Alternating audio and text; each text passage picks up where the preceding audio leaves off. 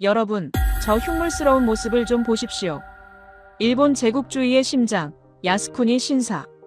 그 화려한 본전 뒤편, 아무도 찾지 않는 어둡고 습한 구석에 지난 100년간 갇혀있던 이것의 정체를 아십니까? 믿기 힘든 장면입니다.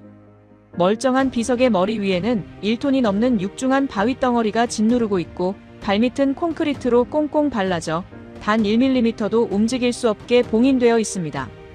마치 사람을 무릎 꿇리고 머리를 지시기는 끔찍한 고문, 압스를 가하는 형상입니다. 일본은 도대체 무엇이 그리도 두려웠던 걸까요? 현장을 취재하던 한 외국인 기자는 이 기괴한 모습을 보고 경악을 금치 못하며 이렇게 외쳤습니다. 이건 문화재 보존이 아닙니다. 이건 저주입니다. 일본은 지금 돌덩이 하나에 벌벌 떨고 있는 겁니다. 그렇습니다. 일본이 신주단지처럼 모시는 야스쿠니 신사. 한복판에 그들이 가장 감추고 싶어 했던 치욕의 역사가 숨어 있었습니다. 이 비석은 단순한 돌이 아닙니다. 300년 전 일본이 자랑하는 전쟁의 신 가토 기요마사를 처참하게 짓밟고 2만 명의 왜군을 단 3천 명의 의병으로 쓸어버렸던 조선의 위대한 승전 기록입니다. 일본군은 자신들의 패배가 세상에 드러날까 두려워 이 비석을 훔쳐와 신사 구석에 처박아두고 조선의 국운을 누르겠다며 머리 위에 돌을 얹는 졸렬하고도 주술적인 만행을 100년 동안이나 저질러 온 것입니다. 하지만 바위로 짓누르고 콘크리트로 가뒀어도 조선의 혼은 결코 꺾이지 않았습니다. 돌려달라! 는 남한의 외침과 북한의 호응. 휴전선마저 넘어서게 만든 100년 만의 기적. 일본 정부가 그토록 숨기고 싶어 했던 진실이 마침내 세상 밖으로 나왔을 때 일본 열도는 충격에 빠졌고 한반도는 뜨거운 눈물로 하나가 되었습니다. 오늘 들려드릴 이야기는 단순한 문화재 반환기가 아닙니다. 100년의 기다림 그리고 역사를 바로잡기 위해 목숨을 걸었던 사람들의 피 끓는 대서사시입니다. 긴 여정이 될 오늘 이야기 끝까지 함께해 주신다면 여러분은 한국인이라는 사실의 전율을 느끼게 될 것입니다. 본격적인 시작 전 잃어버린 역사를 되찾는 이 여정에 지금 보고 계신 채널인 감동야화 구독과 좋아요로 동참해 주십시오. 시간을 거슬러 올라가 봅니다. 제가 처음 이 이야기를 접한 건 우연히 펼쳐든 낡은 일본의 고서점 책 한 권에서였습니다. 먼지 쌓인 기록 속에 조선의 돌이라는 기묘한 문구가 제 눈을 사로잡았죠. 그때 저는 본능적으로 느꼈습니다. 이 돌에는 전 세계가 알아야 할 거대한 비밀이 숨겨져 있다는 것을요. 그해 8월, 도쿄의 여름은 유난히 잔인했습니다. 태평양에서 불어오는 습한 바람이 도시의 빌딩 숲에 갇혀 썩어가는 듯한 끈적하고 불쾌한 열기가 도쿄 전체를 짓누르고 있었습니다. 아스팔트 위로 피어오르는 아지랑이는 마치 억울하게 죽어간 원혼들이 춤을 추는 형상처럼 일렁거렸고 숨을 들이쉴 때마다 뜨거운 수증기가 폐부 깊숙이 밀려들어와 가슴을 턱턱 막히게 했습니다. 하지만 저를 더욱 숨막히게 했던 것은 이 지독한 날씨가 아니었습니다. 그것은 제가 지금 향하고 있는 곳, 그리고 그곳에서 마주하게 될 불편한 진실에 대한 예감 때문이었습니다. 저는 땀으로 흠뻑 젖은 셔츠를 펄럭이며 구단시타역의 좁고 가파른 계단을 힘겹게 올라왔습니다. 무거운 카메라 장비가 어깨를 파고들었지만 저는 그 통증조차 잊은 채 지상으로 향했습니다. 며칠 전 도쿄의 고서점거라 불리는 진보초의 한 허름한 책방에서 우연히 발견한 낡은 기록 하나가 제 발목을 잡았기 때문입니다. 일본 제국주의의 심장, 야스쿠니에 조선의 승전비가 유폐되어 있다. 처음 그 문장을 읽었을 때 저는 제 눈을 의심했습니다. 전범들이 합사된 신사에 조선의 승전비라니. 그것은 마치 나치의 본부에 유대인의 승리 기념비가 있다는 말처럼 모순적이고 기괴한 이야기였습니다. 역 밖으로 나오자마자 거대한 회색빛 구조물이 시야를 압도했습니다. 하늘을 찌를 듯 솟아있는 거대한 청동 돌이. 그것은 마치 산자들의 세상과 죽은 자들의 세상, 아니 진실의 세계와 거짓의 세계를 나누는 거대한 관문처럼 흉물스럽게 버티고 서 있었습니다. 그 압도적인 크기에 질려 잠시 멍하니 서 있는 동안 제 귓가에는 끊임없이 울어대며 고막을 찢을 듯한 매미 소리가 쏟아졌습니다.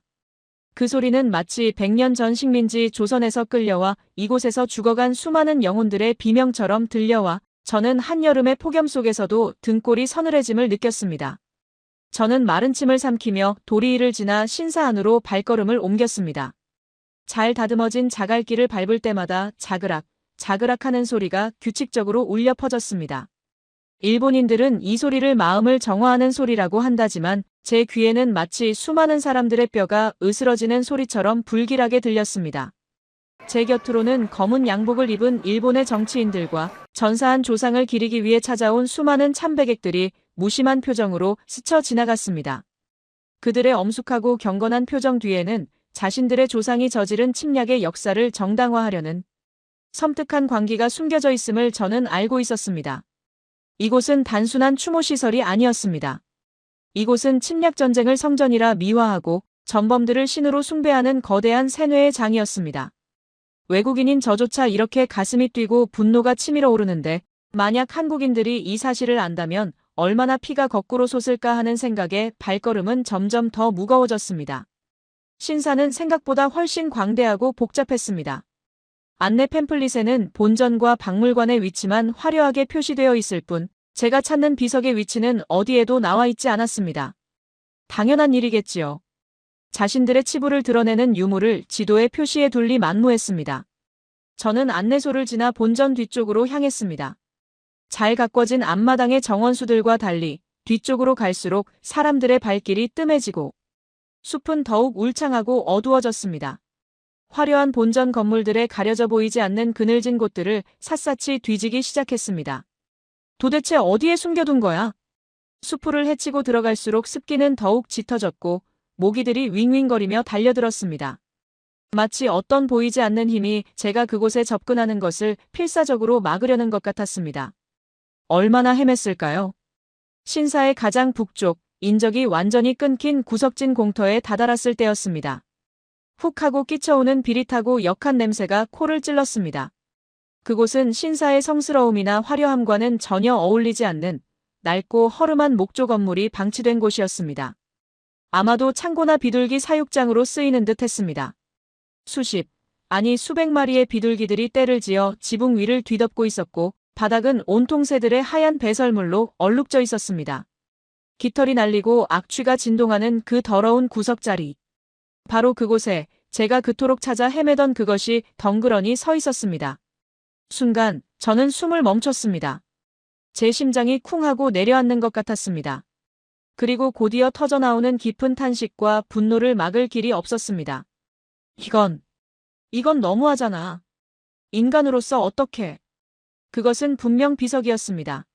하지만 제가 한국의 고궁이나 박물관에서 보았던 그 위풍당당하고 아름다운 예술품이 아니었습니다. 그것은 처참하게 망가진, 아니 철저하게 유린당하고 능욕당한 채 전시된 전리품이었습니다. 높이 2미터가 조금 안 되는 그 비석은 오랜 세월 타국에서 흘린 눈물 때문인지 검게 변색되어 있었습니다. 하지만 비석의 색깔보다 더 충격적인 것은 그 비석이 당하고 있는 끔찍한 처우였습니다. 보통 동양의 비석, 특히 조선의 비석은 거북이 모양의 받침돌, 귀부 위에 몸체, 비신을 세우고 그 위에는 용이 여의주를 물고 승천하는 모습을 정교하게 조각한 지붕돌, 즉 이수를 얹어 그 위엄을 나타냅니다. 그것은 단순한 장식이 아니라 비석의 주인에 대한 예우이자 존경의 표시입니다. 그러나 제 눈앞에 있는 이 비석의 머리 위에는 용 대신 어디 공사장이나 산기슭에서 아무렇게나 굴러다니던 것을 주워온 듯한 거대하고 흉물스러운 자연석이 얹혀 있었습니다. 정과 망치로 다듬은 흔적조차 없는 그저 거칠고 못생긴 바위덩어리였습니다. 대충 눈짐작으로도 1톤은 좋게 넘어 보이는 그 육중한 돌이 비석의 정수리를 무자비하게 짓누르고 있었습니다. 균형조차 맞지 않아 금방이라도 굴러떨어질 것 같은 그 위태로운 돌덩이. 비석의 얇은 몸체가 그 무게를 이기지 못해 비명을 지르는 것만 같았습니다. 그것은 마치 사람을 강제로 무릎 꿇려놓고 머리 위에 무거운 맷돌을 올려놓아 고개를 들지 못하게 만드는 끔찍한 고문, 압스를 가하는 형상과 너무나 흡사했습니다. 이건 보수공사가 아니다. 이건 명백한 형벌이다. 누군가가 아주 악의적인 의도를 가지고 이 비석이 하늘을 보지 못하도록 그 길을 꺾어버리겠다는 저주를 담아 짓눌러버린 것이 분명했습니다. 100년 동안이나 저 무거운 돌을 이고 서 있었을 비석의 고통이 전해져와 저는 주먹을 꽉 쥐어야만 했습니다. 충격은 머리에서 끝나지 않았습니다. 떨리는 시선을 아래로 내리자 더욱 기가 막힌 장면이 기다리고 있었습니다. 비석의 뿌리는 대지의 흙 속에 편안히 묻혀 숨을 쉬고 있는 것이 아니었습니다. 차갑고 딱딱한 회색빛 시멘트 콘크리트가 비석의 하단부를 꽁꽁 감싸고 있었습니다. 마치 죄수의 발목에 무거운 족쇄를 채우고 다시는 도망치지 못하도록 바닥과 한 몸으로 만들어버린 듯한 그 투박하고 무식한 마감 처리. 일본인들은 이 비석이 살아서 바다를 건너 도망칠까 두려웠던 것일까요? 머리는 바위로 짓눌리고 발은 콘크리트 감옥에 갇힌 비석. 이것은 문화재 보존이 아니었습니다. 이것은 감금이었습니다. 100년이 지난 지금도 이 비석은 적국의 심장부에서 가장 잔혹한 방식으로 가장 모욕적인 형태로 고문을 당하고 있었던 것입니다. 저는 저도 모르게 비석 앞으로 다가가 털썩 무릎을 꿇었습니다. 비둘기 배설물이 묻은 바닥이었지만 상관없었습니다. 떨리는 손을 뻗어 비석의 차가운 표면을 조심스럽게 어루만져 보았습니다. 거친 돌의 질감 너머로 400년 전 함경도의 차가운 눈보라와 이름 모를 의병들의 뜨거운 피, 그리고 거친 숨소리가 느껴지는 듯 했습니다. 비석의 표면은 오랜 세월의 풍파로 인해 여기저기 깎이고 상처 입었지만 그 안에 깊게 새겨진 글자들만큼은 놀라울 정도로 선명하게 살아있었습니다. 유명, 조선, 국함, 경, 도. 한자 한자 더듬더듬 읽어내려갈 때마다 가슴속에서 뜨거운 무언가가 울컥하고 치밀어 올랐습니다. 도대체 이 비석이 무슨 잘못을 했기에 일본은 이토록 잔인하게 이 돌을 학대하고 있는 것일까요? 아니, 반대로 생각하면 도대체 이 비석에 어떤 위대한 힘이 서려 있기에 일본은 돌덩이 하나를 상대로 이토록 두려워하며 벌벌 떨고 있는 것일까요? 그때였습니다. 거기서 뭘 하는 건가? 등 뒤에서 들려온 날카롭고 신경질적인 호통 소리에 저는 소스라치게 놀라 뒤를 돌아보았습니다. 신사청소부 복장을 한 백발의 노인이 빗자루를 든 채 저를 노려보고 있었습니다. 그의 눈빛은 단순한 경계심을 넘어 무언가 들키지 말아야 할 치부를 들켰다는 당혹감과 공포로 흔들리고 있었습니다. 저는 물러서지 않고 자리에서 일어나 그를 똑바로 응시했습니다. 서툰 일본어였지만 제 목소리에는 억누를 수 없는 분노가 담겨 있었습니다. 이 비석, 모양이 너무 이상합니다. 당신들도 눈이 있다면 보일 겁니다. 왜 멀쩡한 비석머리에 저렇게 무거운 돌을 얹어 놓은 겁니까? 그리고 바닥은 왜 콘크리트로 발라버린 겁니까? 이게 소위 선진국이라 자부하는 일본이 다른 나라의 유물을 대하는 방식입니까? 제 거센 항의에 노인은 잠시 주춤하더니 주위를 두리번거렸습니다. 주변에 아무도 없음을 확인한 그는 한숨을 푹 내쉬며 빗자루를 내려놓았습니다. 그의 표정이 묘하게 일그러졌습니다. 그것은 저에 대한 분노가 아니었습니다. 그것은 비석에 대한 근원적인 두려움이었습니다. 망식? 이복의 외국인 양반. 이건 보존이 아니야. 이건 봉인이다. 봉인이라고요? 돌덩이를요? 그래. 자네 눈에는 저게 그저 깎아놓은 돌로 보이나? 저건 돌이 아니야. 저건 살아있는 조선의 귀신이다. 노인은 목소리를 낮춰 마치 절대 입 밖으로 내서는 안 될 금기시된 전설을 이야기하듯 속삭이기 시작했습니다. 1905년이었지. 러일 전쟁 때 우리 제국군 이사단이 함경도에 주둔하다가 저걸 발견했어. 처음에는 전리품이라며 기세등등하게 가져왔지. 조선의 길을 꺾었다면서 말이야. 그런데 저 비석이 이 야스쿠니에 들어온 날부터 이상한 일이 벌어지기 시작했어. 노인은 침을 꼴깍 삼키며 말을 이었습니다. 밤마다 신사 안에서 정체불명의 통곡 소리가 들린다는 소문이 돌았어. 내 다리를 내놔라. 고향으로 보내다오 하는 조선말 소리가 들린다고. 경비원들이 겁에 질려 도망치기도 했지. 그뿐만이 아니야. 이 비석 근처를 지나던 신관들이 이유 없이 시름시름 앓거나 다치는 사고가 계속 생겼어. 마치 저 비석이 자신을 가둔 일본인들에게 저주를 퍼붓는 것 같았지. 노인은 비석의 머리 위에 얹힌 흉물스러운 돌을 손가락으로 가리켰습니다. 그래서 당시 윗분들이 유명한 풍수쟁이와 무당들을 불러 점을 쳐봤어. 그랬더니 다들 똑같은 말을 하더군. 이 비석의 서린 기운이 너무나 강하고 맹렬해서 야스쿠니의 신들을 위협하고 있다. 이대로 두면 큰 화를 입을 것이다라고 말이야. 저 비석에 담긴 조선 의병들의 살기가 300년이 지나도 죽지 않고 살아있다는 거야. 그래서 저 돌을 올린 겁니까? 그래. 저 독한 조선의 길을 물리적으로 꺾어놔야 한다고 했어. 그래서 원래 있던 용머리를 떼어내버리고 일부러 가장 무겁고 거친 잡석을 구해다가 정수리를 눌러버린 거지. 숨도 못 쉬게, 꼼짝도 못하게. 그리고 혹시라도 그 혼이 빠져나가 도망갈까봐 발을 콘크리트로 묶어버린 거야. 그렇게 100년이야. 저 비석은 100년 동안 저 무거운 돌을 머리에 이고 콘크리트 감옥에 갇혀서 매일 밤 피눈물을 흘리고 있었던 거야. 이야기를 듣는 내내 제 등줄기에는 소름이 돋고 주먹 쥔 손에는 땀이 흥건했습니다. 일본 제국주의. 겉으로는 근대화를 외치고 문명국임을 자처했지만 그 실체는 돌덩이 하나가 무서워 벌벌 떨며 유치하고 졸렬한 주술에 매달리는 미개한 집단에 불과했던 것입니다. 역설적이게도 저 흉물스러운 돌과 콘크리트는 조선 의병들의 위대함을 증명하는 가장 확실한 훈장이었습니다. 죽어서 돌이 되었어도 적들을 공포에 떨게 만드는 그 서슬 펄언 기계. 패배한 쪽은 비석이 아니라 그 비석을 감당하지 못해 짓누르고 가둬야만 안심할 수 있었던 일본이었습니다. 저는 다시 카메라를 들어 그 처참하지만 그 어떤 예술품보다 위대한 비석의 모습을 뷰파인더에 담았습니다. 셔터를 누르는 제 손가락이 미세하게 떨렸습니다. 찰칵 찰칵. 야스쿠니의 정막을 깨는 셔터 소리가 마치 잠들어 있던 의병들을 깨우는 신호탄처럼 울려 퍼졌습니다.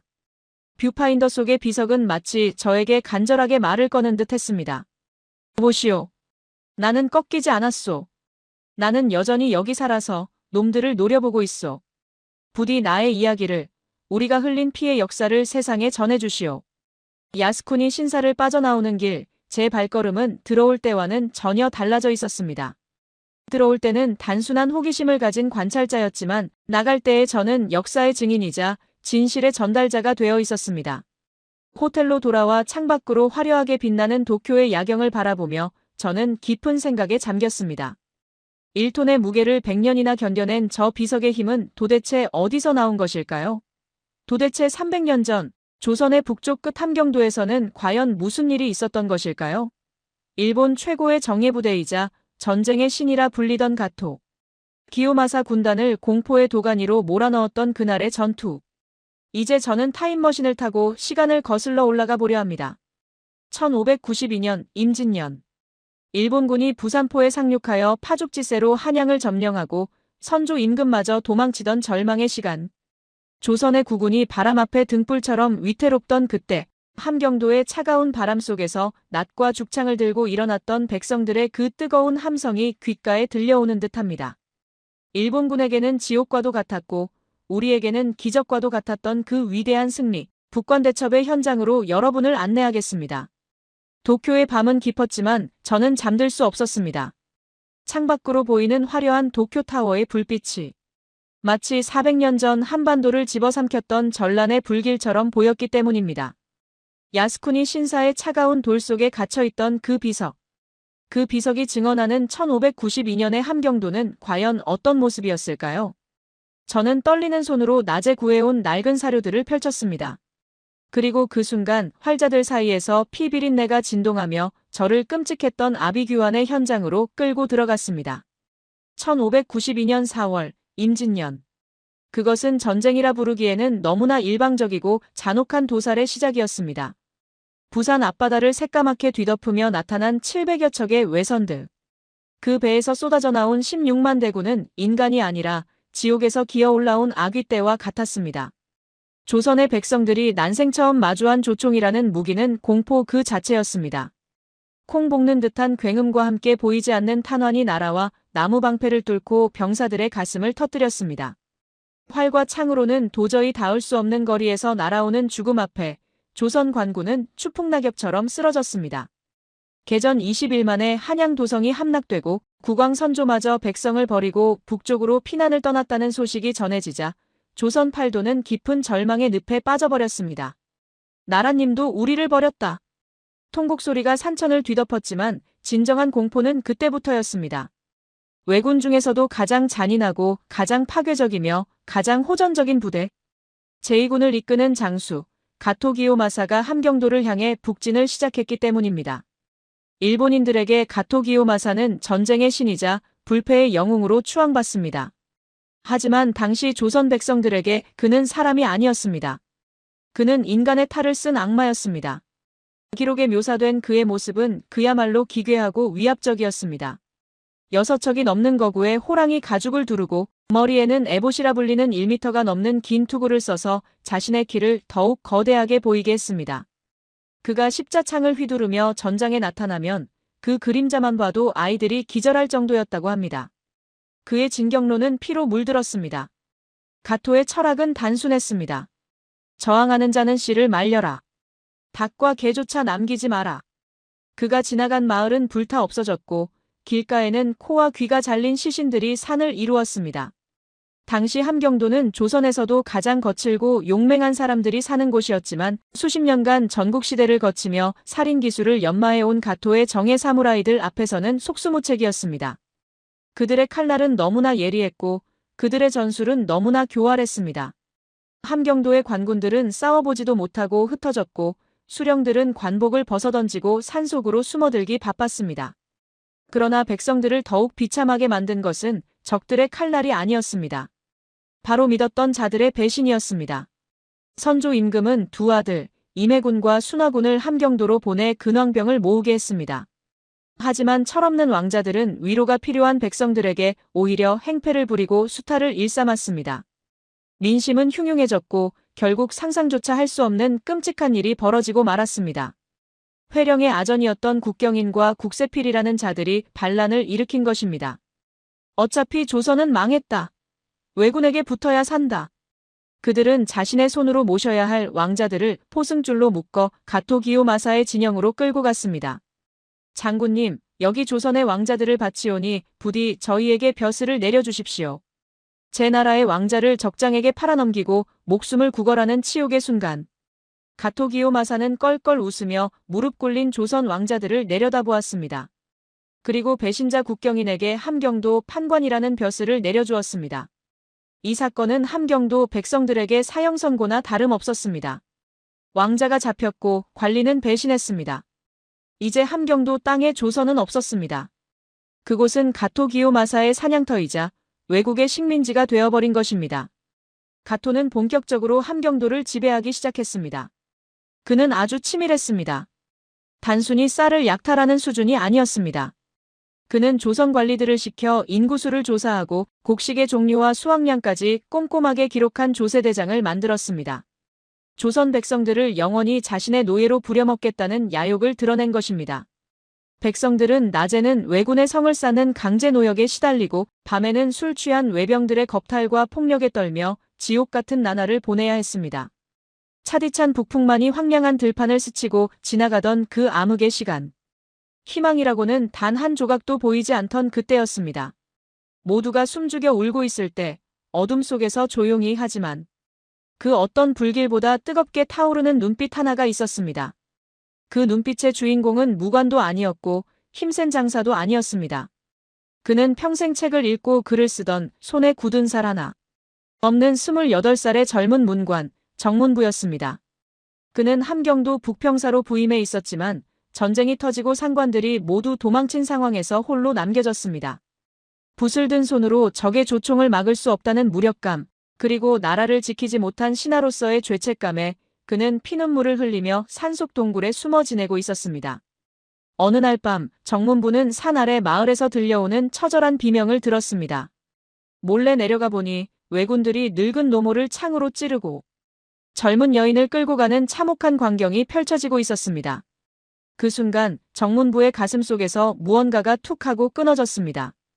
그것은 두려움이라는 끈이었습니다. 대신 그 자리에는 걷잡을 수 없는 분노가 차올랐습니다. 그는 주먹을 꽉 쥐었습니다. 손톱이 살을 파고들어 붉은 피가 배어나왔습니다. 나는 공자의 말씀을 배우고 맹자의 도리를 익혔다. 하지만 백성이 도륙당하고 강토가 유린당하는데 골방에 처박혀 글이나 읽는 것이 어찌 선비라 할 수 있겠는가. 지금 필요한 것은 붓이 아니라 칼이다. 그날 밤 정문부는 결단했습니다. 그는 평생을 함께해온 자신의 붓을 두 동강 냈습니다. 뚝 하는 소리와 함께 그의 선비로서의 삶도 끝이 났습니다. 대신 그는 창고 구석에 처박혀 있던 녹슨 칼을 손에 쥐었습니다. 그는 알고 있었습니다. 자신에게는 훈련된 군사도 변변한 무기도 넉넉한 식량도 없다는 것을요. 상대는 동아시아 최강이라 불리는 가토 기요마사의 2만 정예 대군이었고 자신은 전쟁 경험이라곤 전무한 일개 서생일 뿐이었습니다. 계란으로 바위를 치는 격이라는 말조차 사치스러운 죽음을 자초하는 무모한 도전이었습니다. 하지만 정문부에게는 가토가 가지지 못한 가장 강력한 무기가 있었습니다. 그것은 바로 명분과 한이었습니다. 정문부는 밤을 틈타 숨어 지내던 선비들과 백성들을 찾아다녔습니다.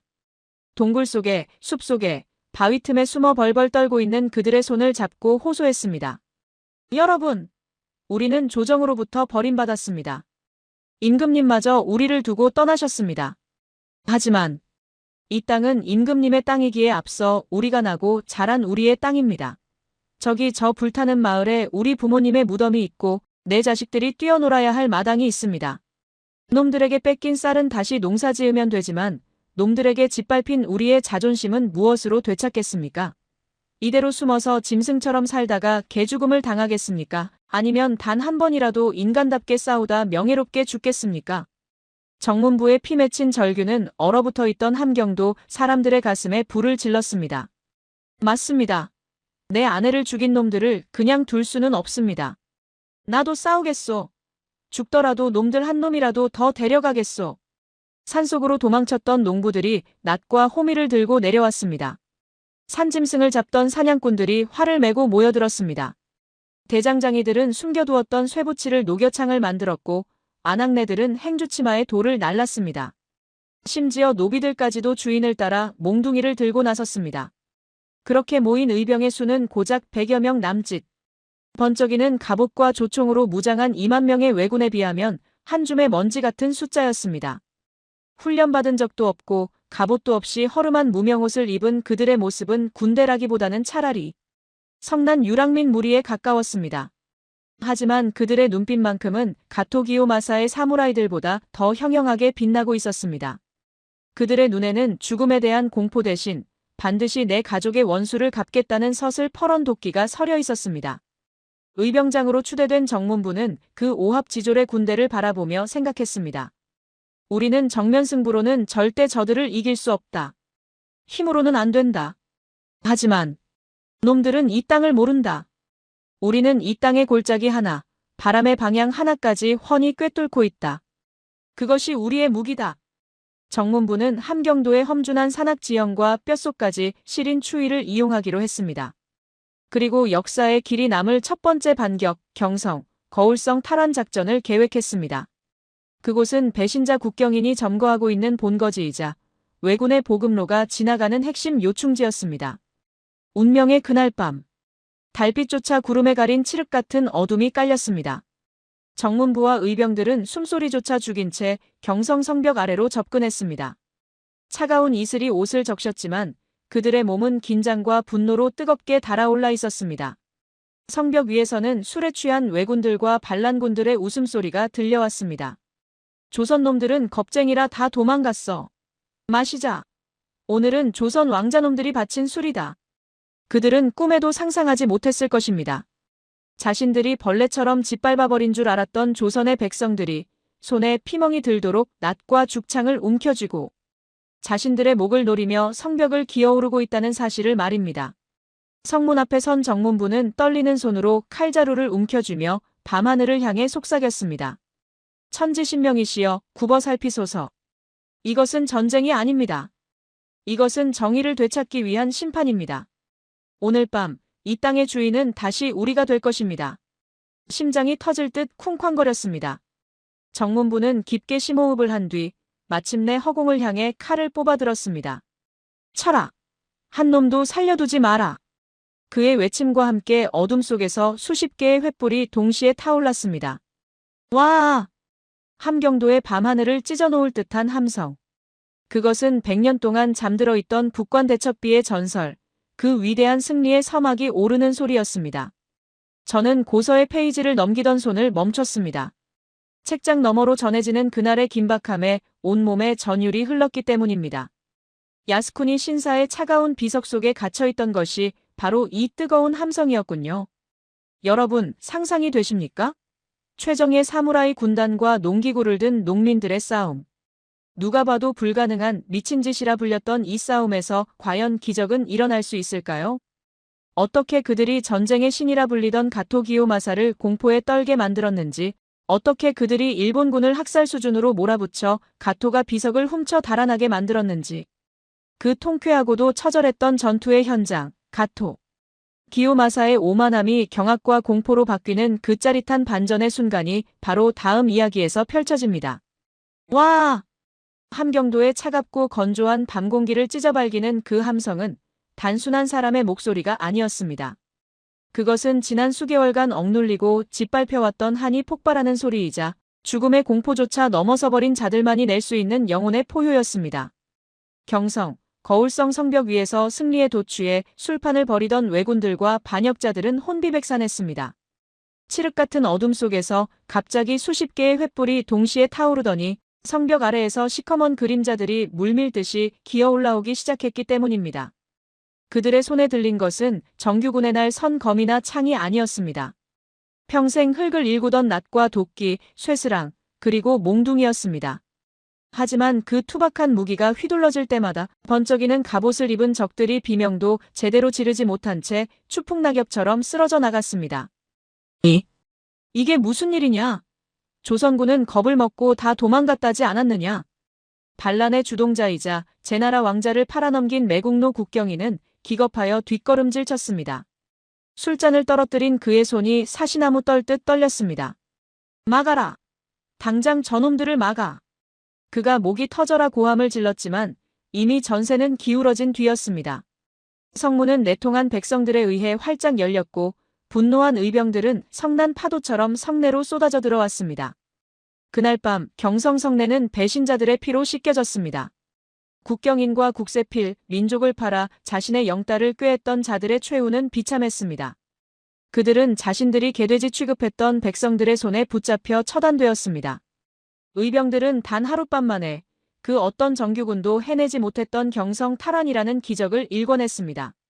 동이 트고 아침 햇살이 성벽을 비췄을 때 백성들은 서로를 부둥켜 안고 울부짖었습니다. 우리가 해냈다. 우리가 우리 땅을 되찾았다. 이것은 단순한 승리가 아니었습니다.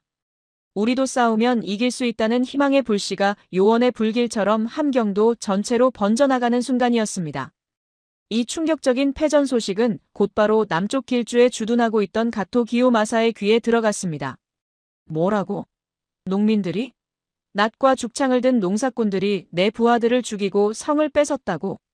가토는 믿을 수 없다는 듯 헛웃음을 터뜨렸습니다. 그의 상식선에서 조선의 백성은 그저 밟으면 터지는 벌레 같은 존재였고 조선의 군대는 총소리만 들어도 도망치는 오합지졸이었기 때문입니다. 그의 자존심에 깊은 스크래치가 났습니다. 건방진 것들. 감히 대일본 제국의 황군에게 이빨을 드러내.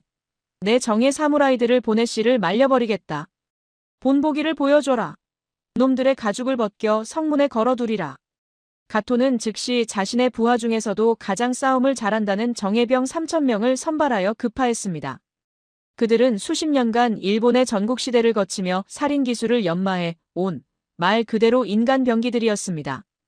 그들의 눈에는 살기가 번뜩였고 최신식 조총과 날카로운 일본도로 무장하고 있었습니다. 하지만 가토는 한 가지 간과한 것이 있었습니다. 그가 상대해야 할 적은 단순한 농민들이 아니었습니다. 그들은 함경도의 험준한 산세와 지형지물을 제 집 안방처럼 훤히 꿰뚫고 있는 산악의 주인들이었고 그들을 이끄는 의병장 정문부는 붓을 꺾고 칼을 든 천재적인 지략가였다는 사실을 말입니다. 정문부는 적의 정예대군이 몰려온다는 소식에도 전혀 동요하지 않았습니다. 그는 지도를 펼쳐놓고 의병들에게 침착하게 말했습니다. 놈들은 평지에서의 싸움에 능하다. 놈들의 조총은 멀리서 쏘면 위협적이고 놈들의 칼은 가까이서 붙으면 막강하다. 하지만 이곳은 함경도다. 좁은 협곡과 험한 산길은 놈들에게는 지옥이 될 것이다. 우리는 놈들을 길주의 장평으로 유인한다. 의병들은 정문부의 지시에 따라 마치 유령처럼 움직였습니다. 왜군들이 깃발을 앞세우고 위풍당당하게 진군해 올 때 의병들은 모습을 드러내지 않았습니다. 산새 소리만 들리는 고요한 숲속. 왜군 지휘관은 비웃음을 흘렸습니다. 하하, 겁쟁이 조선놈들이 소문을 듣고 다 도망갔구나. 역시 오합지졸들이야. 방심한 왜군들이 좁고 긴 골짜기 깊숙이 들어선 바로 그 순간이었습니다. 지금이다. 쏴라. 정문부의 우렁찬 외침이 골짜기를 뒤흔들었습니다. 피우웅. 소름 끼치는 파열음과 함께 양쪽 절벽 위, 바위 뒤, 나무 위, 심지어 땅굴 속에서까지 수천 발의 화살이 비처럼 쏟아졌습니다. 으악! 매복이다. 매복. 어디냐? 저기 어디 있는 거냐?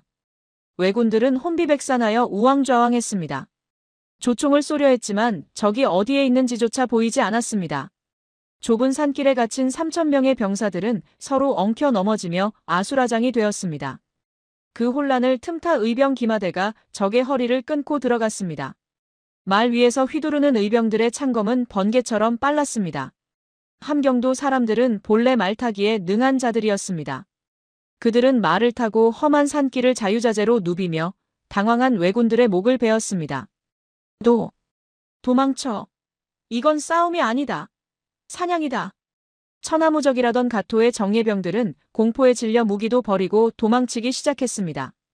이 장평 전투에서 왜군은 괴멸적인 타격을 입었습니다. 살아남은 자들은 갑옷까지 벗어 던지고 맨발로 산을 기어 도망쳐야 했습니다. 두 번의 참패. 이것은 가토 기요마사에게 씻을 수 없는 치욕이자 공포였습니다. 이럴 수가 없다. 귀신이다. 놈들은 사람이 아니라 산 귀신들이다. 분노와 공포가 뒤섞인 감정으로 가토는 결국 자신이 직접 나서기로 결심했습니다. 무려 22,000명. 함경도에 있는 모든 병력을 총동원하여 의병들을 쓸어버리고 함경도 자체를 지도에서 지워버리겠다는 광기 어린 기세였습니다. 하지만 하늘조차 조선 의병들의 편이었습니다. 가토의 대군이 움직이기 시작하자 함경도에 매서운 동장군이 찾아온 것입니다. 일본 규슈 지방의 따뜻한 기후에 익숙했던 왜군들에게 영하 20도, 30도를 오르내리는 함경도의 살인적인 추위는 조선군의 칼날보다 더 무서운 적이었습니다. 손발이 동상에 걸려 새까맣게 썩어 들어갔고 감각이 없어진 손가락으로는 방아쇠를 당길 수도 없었습니다. 설상가상으로 화약마저 꽁꽁 얼어붙어 조총은 무용지물이 되었습니다. 반면 추위에 단련된 함경도 의병들은 눈보라 속에서도 거침없이 움직였습니다. 그들은 속옷을 껴입고 익숙한 지형을 이용해 치고 빠지는 게릴라 전술을 펼쳤습니다. 정문부는 이 기회를 놓치지 않았습니다. 그는 쌍포 전투와 백탑 전투에서 전설적인 포위 섬멸 작전을 펼쳤습니다. 함경도의 드넓은 설원 위, 눈보라가 휘몰아치는 그곳에 의병들이 나타났습니다. 그들은 모두 붉은 옷을 입거나 붉은 깃발을 들고 있었습니다. 하얀 눈밭 위에 선명하게 드러난 붉은 군단. 왜군들에게 그들은 마치 피에 굶주린 저승사자처럼 보였습니다. 이것은 정문부의 고도의 심리전이었습니다. 놈들은 미신을 잘 믿는다. 붉은색으로 놈들의 공포심을 자극하라. 귀신이다. 붉은 귀신들이 나타났다. 대장이 쏜 총알도 튕겨낸다더라. 도망쳐. 왜군들은 싸우기도 전에 전의를 상실했습니다. 공포는 전염병처럼 번져나갔습니다. 2만 명이 넘는 대군이 고작 수천 명의 의병들 앞에서 벌벌 떨며 뒷걸음질 쳤습니다. 정문부가 지휘하는 의병들은 적을 완전히 포위한 채 마치 토끼몰이를 하듯 압박해 들어갔습니다. 살려줘. 제발 살려줘. 오카상, 어머니. 천하무적을 자랑하던 가토의 군대가 전쟁의 신이라 불리던 그자의 부하들이 살려달라고 비명을 지르며 조선 의병들의 바짓가랑이를 붙잡고 애원하는 역사상 유례없는 통쾌한 광경이 펼쳐졌습니다. 하지만 의병들은 자비가 없었습니다. 내 부모를 죽이고 내 아내를 욕보이고 내 강토를 유린한 자들에게 베풀 자비 따위는 없었습니다. 설원은 왜군들이 흘린 피로 붉게 물들었습니다. 결국 가토 기요마사는 패배를 인정할 수밖에 없었습니다. 그는 남은 패잔병들을 이끌고 함경도에서 철수하기 시작했습니다. 철수가 아니라 야반도주였습니다. 무거운 갑옷과 무기를 다 버리고 심지어 그동안 약탈했던 금은 보화까지 길바닥에 내팽개친 채 오직 목숨 하나 건지기 위해 남쪽으로 내달렸습니다. 그 위풍당당했던 호랑이 가죽은 흙탕물에 젖어 걸레짝이 되었고 긴 투구는 벗겨져 어디론가 사라졌습니다. 가토 기요마사는 도망치면서 부하들에게 이렇게 말했다고 전해집니다. 다시는 북쪽 함경도를 쳐다보지도 마라. 그곳은 인간이 사는 곳이 아니다. 그곳에는 싸움귀들이 산다.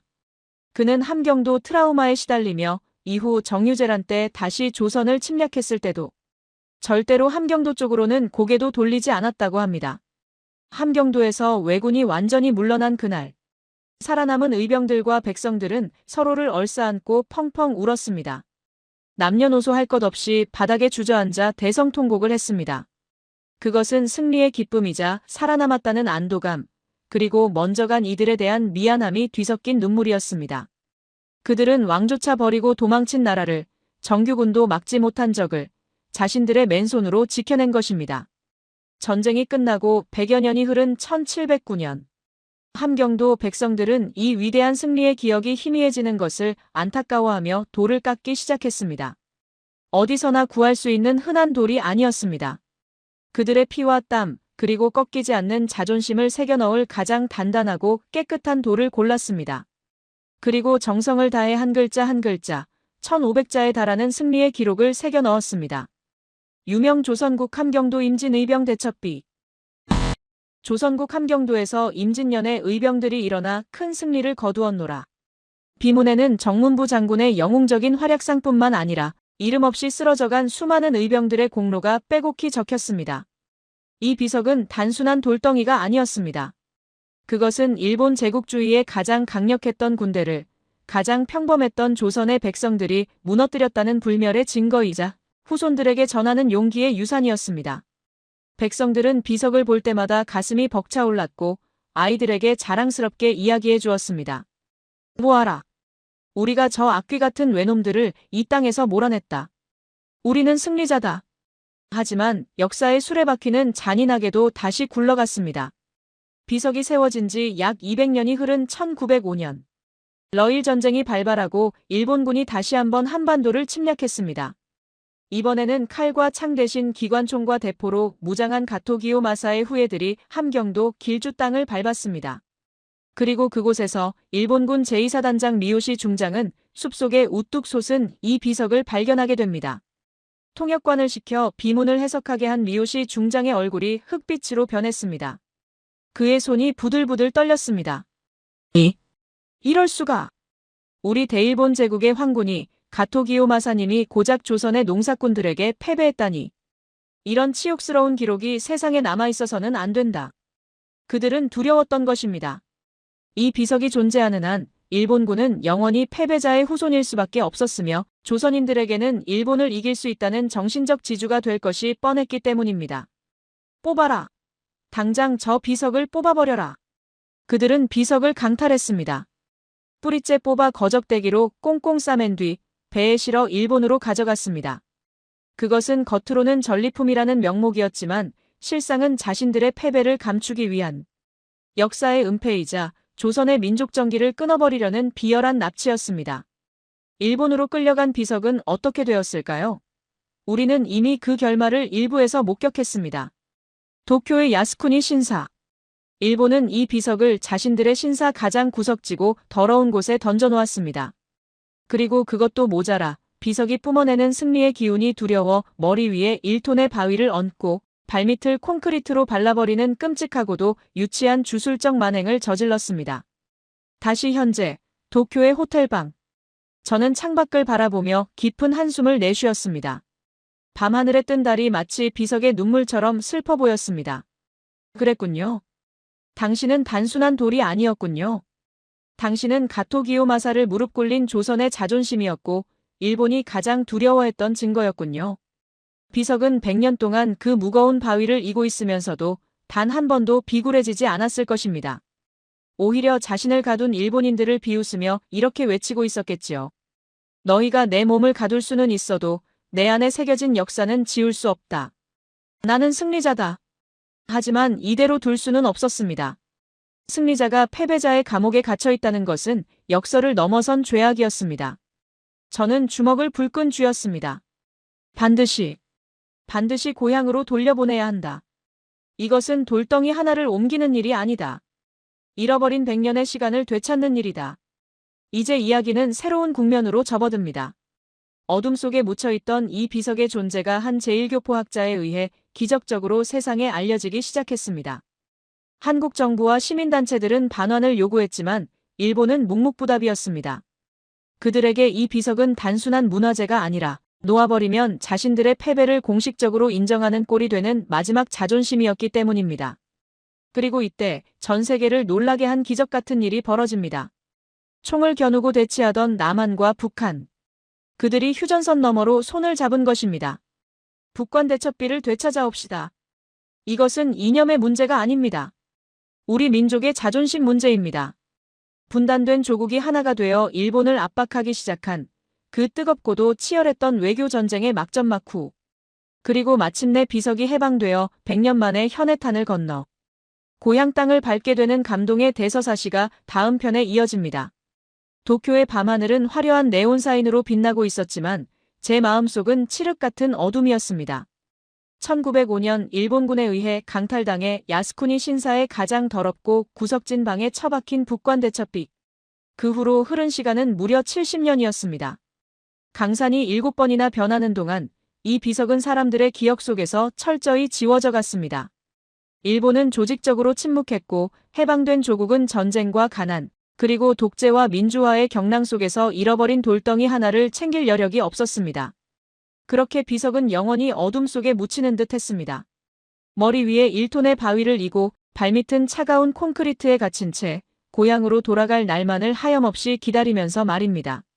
비둘기 배설물이 쌓이고 이끼가 끼어 글자가 흐릿해져 가는 동안 비석 안에 깃든 의병들의 혼은 얼마나 피눈물을 흘렸을까요? 하지만 역사는 기억하는 자의 것이라고 했던가요? 1978년 이 긴 침묵을 깨는 한 사람의 집념이 기적의 불씨를 지핍니다. 제1교포 사학자 최서면 박사. 그는 평생을 바쳐 한일 관계에 숨겨진 이면을 파헤쳐온 인물이었습니다. 어느 날 그는 일본 국회 도서관의 퀴퀴한 먼지 냄새가 진동하는 지하 서고에서 독립운동가 조소왕 선생이 남긴 짧은 기고문 하나를 발견합니다. 마이크로필름을 돌려보던 그의 손이 갑자기 멈췄습니다. 1909년 내가 야스쿠니 신사를 거닐다 우연히 우리 조선의 비석을 보았다. 통탄스럽도다. 우리의 승전비가 적의 감옥에 갇혀 있구나. 먼지 쌓인 기록 속에 숨겨진 보물지도와도 같은 단 한 줄의 문장. 최서면 박사의 심장이 미친 듯이 뛰기 시작했습니다. 아직 있다. 아직 거기에 있어. 놈들이 부수지 않았다면 분명 어딘가에 숨겨져 있을 것이다. 그는 그 길로 야스쿠니 신사로 달려갔습니다. 하지만 신사는 거대했고 비석을 숨겨둔 곳은 일반인의 출입이 통제된 은밀한 구역이거나 지도에도 없는 사각지대일 가능성이 높았습니다. 그는 며칠을 신사 주변을 맴돌며 경비원들의 눈을 피해 구석구석을 뒤졌습니다. 화려한 본전이 아니라 사람들이 거들떠보지 않는 가장 누추한 곳을 찾아다녔습니다. 그리고 마침내 비둘기떼가 모여있는 냄새나는 창고 옆 무성한 잡초 속에 방치된 기괴한 모습의 돌덩이를 발견했습니다. 찾았다. 하지만 기쁨도 잠시 가까이 다가간 그는 그 처참한 모습의 말을 잊지 못하고 자리에 주저앉고 말았습니다. 머리는 흉물스러운 바위로 짓눌리고 발은 콘크리트에 묶인 채 일본 제국주의의 전리품으로 전락하여 조롱받고 있는 장군의 비석. 100년 전 대륙을 호령하던 호랑이 같은 기계는 온데간데 없고 마치 손발이 묶인 채 고문당하는 포로의 모습이었습니다. 최 박사는 그 차가운 돌을 부여잡고 하염없이 눈물을 흘렸습니다. 장군님, 죄송합니다. 너무 늦었습니다. 제가 기필코 고향으로 보내드리겠습니다. 이때부터 100년의 전쟁 제2라운드가 시작되었습니다. 이번 전쟁터는 칼과 창이 난무하는 함경도의 설원이 아니라 논리와 명분, 그리고 교활한 수가 부딪히는 외교의 테이블이었습니다. 최 박사의 발견으로 비석의 존재가 한국에 알려지자 한국 정부와 불교계, 그리고 수많은 시민단체가 들고 일어났습니다. 훔쳐간 문화재를 당장 반환하라. 남의 나라 승전비를 가져다 놓고 저주를 퍼붓는 게 문명국이 할 짓이냐? 한국의 요구는 거세고 정당했습니다. 국제법상으로도 약탈 문화재는 원소유국에 반환하는 것이 원칙이었으니까요. 하지만 일본, 특히 야스쿠니 신사 측은 요지부동이었습니다. 그들은 아주 교묘하고도 비열한 논리를 들고 나왔습니다. 이 비석은 약탈한 것이 아니다. 당시 조선 주민들의 동의를 얻어 정당하게 가져와서 보관하고 있는 것이다. 게다가 이미 야스쿠니의 신들에게 바쳐진 신성한 물건이라 함부로 움직일 수 없다. 말도 안 되는 억지였습니다. 총칼을 앞세운 군대 앞에서 어느 백성이 비석을 가져가라고 동의했겠습니까? 하지만 그들이 내세운 우리가 반박하기 가장 힘들었던 절대 방패는 따로 있었습니다. 바로 한반도의 분단이었습니다. 일본 외무성 관계자는 한국 대표단을 향해 곤란하다는 듯 하지만 입가에는 비릿한 미소를 지으며 이렇게 말했습니다. 귀국의 심정은 충분히 이해합니다만 팩트를 따져봅시다. 이 비석의 원래 고향이 어디입니까? 함경도, 즉 지금의 북한 땅 아닙니까? 그런데 남한인 대한민국이 무슨 자격으로 반환을 요구합니까? 소유권은 북한에 있는 것 아닙니까? 한국 대표단이 말문이 막히자 그는 결정타를 날렸습니다. 우리가 만약 남한에 돌려주면 나중에 북한이 왜 우리 물건을 맘대로 남조선에 넘겼냐고 항의할 텐데 그 골치 아픈 외교적 마찰을 우리가 왜 감수해야 합니까? 그러니 남북이 통일되거나 남북이 합의해서 오면 그때 돌려드리겠습니다. 철저한 계산이 깔린 악마적인 거절이었습니다. 그들은 남과 북이 서로 총부리를 겨누고 으르렁거리는 적대관계라는 점을 악용했습니다. 남북합의? 너희들이? 6.25. 전쟁을 치른 너희들이 돌덩이 하나 때문에 손을 잡겠다고? 절대 불가능해. 일본은 속으로 쾌재를 불렀을 것입니다. 그들에게 분단된 한반도는 자신들의 범죄를 은폐하기 딱 좋은 핑계였습니다. 남북 합의라는 조건은 사실상 영원히 돌려주지 않겠다는 선언과 다름없었습니다. 그렇게 또다시 20여 년의 세월이 허무하게 흘렀습니다. 1980년대, 90년대를 거치며 한국은 경제성장을 이루었지만 야스쿠니의 감옥에 갇힌 비석은 여전히 차가운 콘크리트 바닥에서 고통받고 있었습니다. 일본의 콧대는 높아만 갔고 비석은 잊혀지는 듯 했습니다. 하지만 그들은 한 가지 간과했습니다. 이 비석 안에 잠들어 있는 것이 무엇인지를. 그것은 외세의 침략 앞에서는 신분도, 이념도, 죽음조차 불사하고 뭉쳤던 의병의 혼이었습니다. 그 끈질긴 혼이 갈라진 민족을 부르기 시작했습니다. 2000년대 초반 미묘한 기류의 변화가 감지되었습니다. 민간 차원에서의 움직임이 시작된 것입니다. 남한의 승려들과 북한의 조선불교도연맹 관계자들이 중국 베이징의 한 호텔방에서 비밀리에 만남을 가졌습니다. 담배 연기가 자욱한 방 안 팽팽한 긴장감이 흐르는 가운데 주제는 단 하나, 북관 대첩비 반환이었습니다. 초산 스님을 비롯한 남측 대표단이 북측 대표단의 손을 잡고 호소했습니다. 동포 여러분, 저 돌덩이 하나가 뭐 그리 중요하냐고 물으실 수 있습니다. 하지만 저것은 단순한 돌이 아닙니다. 외놈들이 우리 민족의 정기를 끊어놓으려고 쇠말뚝을 받고 돌로 짓눌러 놓은 자존심입니다. 남과 북이 사상이 다르다고 해서, 체제가 다르다고 해서 우리 조상이 적국의 심장부에서 당하는 저 모욕을 언제까지 보고만 있어야 합니까? 북측 대표단의 눈빛이 흔들렸습니다. 그들 역시 가토기요 마사에게 유린당했던 함경도의 후예들이었습니다. 북측 대표가 입술을 깨물며 말했습니다. 맞습니다. 내래 소식을 듣고 피가 거꾸로 솟아서 잠을 못 잤습니다. 우리 장군님 비석을 감옥에 가둬놓고 있다니 기가 막힐 노릇 아니네까. 좋습니다. 합칩시다. 일본 놈들 코를 납작하게 해주는 일인데 남북이 따로 있겠습니다. 마침내 2005년 광복 60주년을 맞아 역사적인 사건이 벌어졌습니다. 서울에서 열린 제15차 남북 장관급 회담. 핵 문제와 군사 문제로 무거운 침묵이 흐르던 테이블 위로 남측 정동영 통일부 장관이 의외의 제안을 던졌습니다. 이번 광복절에 야스쿠니 신사에 있는 북관 대첩비를 되찾아오는 일에 남과 북이 공식적으로 공조합시다. 일본이 남북 합의를 핑계로 대고 있으니 우리가 그 핑계를 없애버립시다. 회담장에 잠시 정적이 흘렀습니다. 모든 카메라의 플래시가 터지는 가운데 북측 단장 권오웅 내각 책임 참사의 입이 열렸습니다. 동의합니다. 그 일만큼은 우리 민족이 힘을 합칩시다. 민족의 넋을 되찾는 일에 이견이 있을 수 없습니다. 속보 남북 북관 대첩비 반환 추진 합의. 이 짧은 뉴스 속보는 일본에게는 마른 하늘의 날벼락이었습니다. 그동안 남북이 합의해 오라며 비아냥거렸던 그들의 절대 방패가 남북의 악수 한 번에 산산조각이 나는 순간이었습니다. 일본 외무성은 당황했습니다. 아니, 진짜로 합의를 했다고? 저 둘이? 이제 핑계는 사라졌습니다. 공격은 매서웠습니다. 남한 정부는 외교 채널을 총동원해 일본을 압박했고 북한 역시 평양 방송을 통해 연일 일본을 성토했습니다. 강도 일본은 약탈 문화재를 즉각 반환하라. 그렇지 않으면 전 세계에 너희의 야만적인 만행을 낱낱이 고발하겠다. 국제사회의 여론도 일본의 등을 돌렸습니다.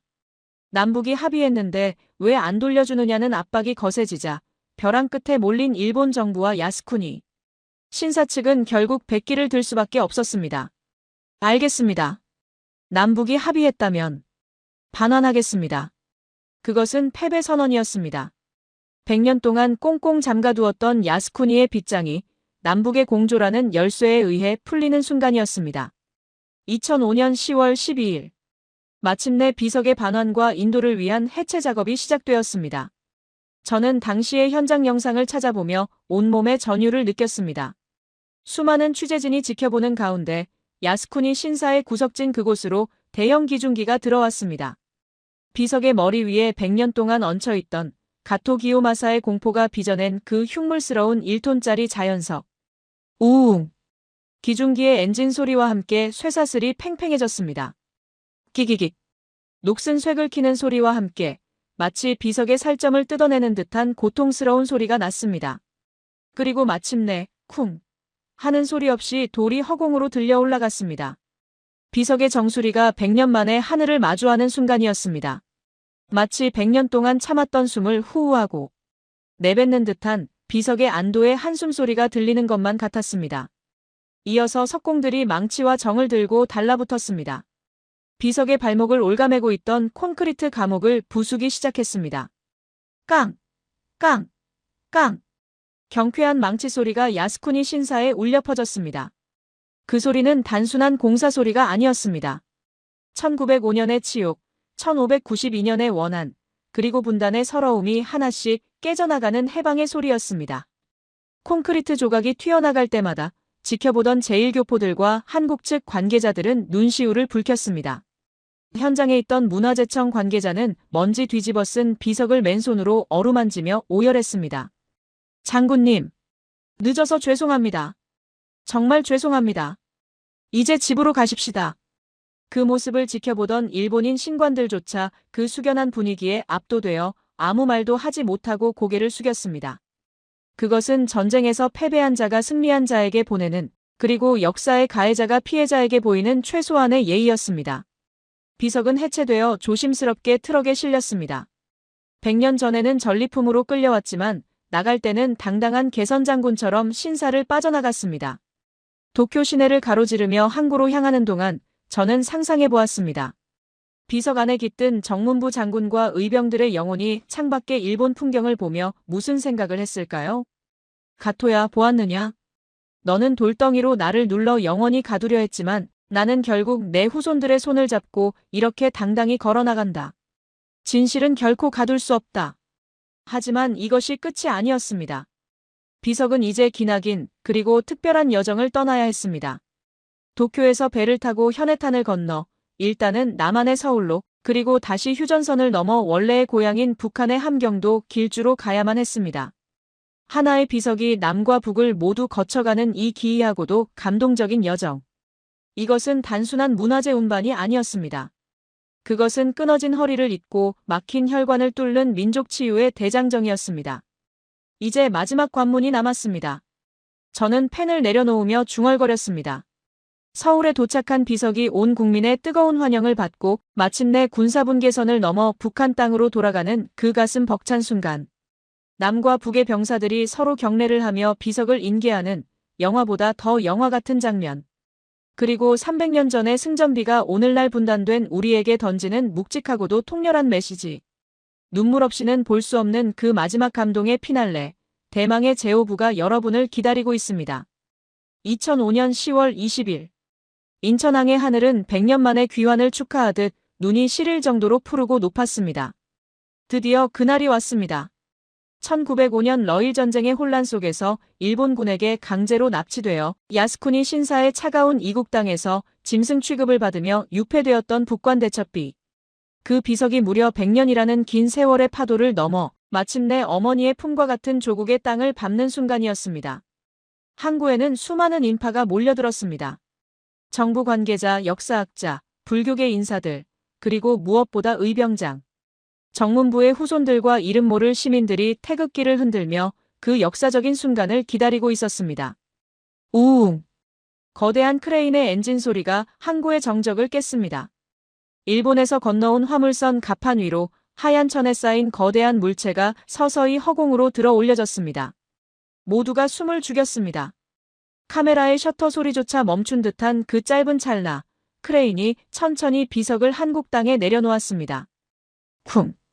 육중한 비석이 바닥에 닿는 그 묵직한 진동이 마치 100년 동안 멈춰있던 우리 역사의 심장이 다시 뛰는 소리처럼 느껴졌습니다. 덮여있던 천이 벗겨지고 비석의 모습이 드러나자 곳곳에서 참았던 오열이 터져나왔습니다. 장군님, 돌아오셨습니까? 고생 많으셨습니다. 정말 고생 많으셨습니다. 늦게 모시러 와서 죄송합니다. 백발이 성성한 노인들은 아스팔트 바닥에 엎드려 큰 절을 올렸고 젊은이들은 흐르는 눈물을 닦을 생각조차 하지 못하고 그 장엄한 모습을 바라보았습니다. 그것은 단순한 돌덩이의 귀환이 아니었습니다. 전쟁터에 나갔다가 행방불명되었던 늙은 아버지가 혹은 강제로 끌려갔던 자식이 100년 만에 살아서 비록 몸은 상처투성이가 되었지만 정신만은 온전하게 살아서 돌아온 것과 같은 뼈에 사무치는 혈육의 상봉이었습니다. 가까이서 본 비석의 모습은 참혹하면서도 동시에 눈부시게 당당했습니다. 100년 동안 머리를 짓누르던 그 흉물스러운 1톤짜리 일본의 바위는 사라졌습니다. 발목을 올가매고 있던 차가운 콘크리트 족쇄도 부서져 나갔습니다. 하지만 그 오랜 세월 동안 적의 심장부에서 겪어야 했던 고초의 흔적은 비석 곳곳에 깊은 흉터로 남아 있었습니다. 여기저기 깨지고 긁힌 자국들, 일본군이 비문을 훼손하려 정으로 쪼아낸 흔적들, 그리고 100년 묵은 검은 이끼들. 그러나 사람들은 그 상처를 보며 슬퍼하기만 하지 않았습니다. 그 상처야말로 이 비석이 일본 제국주의의 압박에 맞서 단 한순간도 굴복하지 않았다는 것을 증명하는 영광의 훈장이었기 때문입니다. 비석은 곧바로 경복궁 국립고궁박물관으로 옮겨져 특별 전시되었습니다. 전시장에는 연일 구름 같은 인파가 몰려들었습니다. 할아버지는 손자의 손을 잡고 비석 앞에 서서 쉰 목소리로 설명해 주었습니다. 얘야, 잘 보거라. 이게 바로 외놈 장군 가토 기요마사를 벌벌 떨게 했던 우리 민족의 기상이란다. 일본 놈들이 이게 무서워서 돌로 누르고 콘크리트로 가뒀지만 결국엔 이렇게 살아서 돌아오지 않았느냐. 정의는 반드시 이기는 법이란다. 아이들은 고사리 같은 손으로 차가운 유리병 너머의 비석을 쓰다듬으며 교과서에서나 보던 승리의 역사를 가슴에 새겼습니다. 하지만 서울에서의 이 뜨거운 환영은 비석의 긴 여정의 끝이 아니었습니다. 이 비석의 진짜 고향, 비석이 원래 뿌리 박고 서서 함경도 땅을 굽어보던 그곳은 서울이 아니었으니까요. 비석이 세워져 있던 곳은 함경도 길주, 지금의 북한 땅이었습니다. 사실 당시 남한 내부에서는 우려와 반대의 목소리도 있었습니다. 그 힘들게 일본이랑 싸워서 찾아왔는데 굳이 북한으로 보내야 합니까? 북한이 관리를 잘할지도 모르는데 그냥 우리가 국립박물관에 모시고 잘 관리하면 안 됩니까? 인간적인 욕심으로는 충분히 나올 수 있는 이야기였습니다. 하지만 대한민국 정부와 국민들은 약속을 지키기로 했습니다. 이것은 소유권의 문제가 아니라 역사를 제자리로 돌려놓는 순리의 문제였기 때문입니다. 또한 이 비석을 되찾기 위해 총부리를 거두고 남과 북이 하나 되어 싸웠던 그 뜨거운 공조의 정신을 훼손할 수 없었기 때문입니다. 원래 있던 자리로 보내주는 것이 장군님에 대한 예의입니다. 그리고 그것이 통일로 가는 길입니다. 해가 바뀌어 2006년 3월 1일 3.1절 100년 전 온 민족이 하나 되어 대한 독립만세를 외쳤던 그 뜻깊은 날에 비석은 마지막 여행을 떠났습니다. 목적지는 북한의 개성. 비석을 실은 무진동 트럭이 서울을 출발해 자유로를 달렸습니다. 한강을 따라 뻗은 그 길을 달리며 저는 차창 밖을 스쳐 지나가는 철조망을 보았습니다. 아름다운 강산을 가로막고 있는 저 녹슨 철조망. 비석은 지금 그 분단의 상처를 향해 달려가고 있었습니다. 트럭은 임진각을 지나 민간인은 들어갈 수 없는 통일대교를 건넜습니다. 그리고 마침내 도라산 남북출입사무소 군사분계선 MDL 앞에 멈춰 섰습니다. 지구상에서 가장 슬픈 선. 한반도의 허리를 가르고 부모와 형제를 갈라놓은 채 50년 넘게 침묵하고 있는 그 금단의 땅. 총을 든 남과 북의 군인들이 서로를 노려보고 있는 그 살벌한 긴장의 한복판에 300년 전의 돌덩이가 도착한 것입니다. 남측 관계자들이 비석을 인도하기 위해 트럭에서 내렸습니다. 맞은편에서는 북측 관계자들이 긴장된 표정으로 기다리고 있었습니다. 팽팽한 정막이 흐르던 그 순간 남측 대표가 떨리는 목소리로 북측 대표에게 말을 건넸습니다. 여기 우리 민족의 영웅을 모셔왔습니다. 일본 땅에서 너무 오래 고생하셨습니다. 부디 고향 땅에서 편히 쉬실 수 있도록 잘 모셔주십시오. 그러자 북측 대표가 깊게 고개를 숙이며 정중하게 답했습니다. 고맙습니다. 정말 고생 많으셨습니다. 남측 동포들의 피땀 어린 노고를 우리도 잘 알고 있습니다. 이제부터는 우리가 장군님을 고향 길주까지 안전하게 잘 모시겠습니다. 그리고 그 순간 누구도 예상치 못했던 기적 같은 장면이 연출되었습니다. 비석을 실은 트럭이 군사분 개선을 천천히 넘어가기 시작하자 서로에게 총을 겨누고 대치하던 남과 북의 무장군인들이 약속이라도 한 듯 동시에 받들어 총을 하며 경례를 올린 것입니다. 철컥. 그 절도 있는 소리가 임진강의 바람을 갈랐습니다. 그 순간만큼은 이념도 체제도 서로를 향한 적개심도 존재하지 않았습니다. 오직 외세의 침략에 맞서 나라를 지켰던 위대한 선조에 대한 존경, 그리고 그 자랑스러운 역사를 공유하고 있다는 한 민족의 뜨거운 피만이 그곳에 흐르고 있었습니다. 트럭은 덜컹거리는 소리를 내며 유유히, 그리고 당당하게 휴전선을 넘었습니다. 살아있는 사람은 마음대로 넘을 수 없는 그 선을 100년 전의 비석은 마치 아무것도 아니라는 듯이 넘어가고 있었습니다. 멀어지는 비석의 뒷모습은 마치 우리에게 이렇게 웅변하는 듯 했습니다. 보아라 후손들아. 나는 너희가 그어놓은 이 선을 넘는다. 가토기요 마사의 군대도 나를 막지 못했고 일본 제국주의의 콘크리트 감옥도 나를 가두지 못했다. 하물며 이 얇은 철조망 따위가 어떻게 우리 민족을 영원히 갈라놓을 수 있겠느냐. 너희도 언젠가는 나처럼 자유롭게 이 선을 넘나들며 하나가 될 것이다. 휴전선을 넘은 비석은 북한 주민들의 열렬한 환영을 받으며 북으로, 더 북으로 올라갔습니다. 그리고 마침내 함경도 길주군, 100년 전. 일본군에게 뽑히기 전 서 있었던 바로 그 자리에 다시 우뚝 섰습니다. 잃어버린 퍼즐 조각이 맞춰지듯 역사가 비로소 완전해지는 순간이었습니다. 비석이 다시 함경도의 흙냄새를 맡으며 대지에 뿌리를 내리던 날 길주 평야에는 그 어느 때보다 맑고 시원한 바람이 불었다고 전해집니다.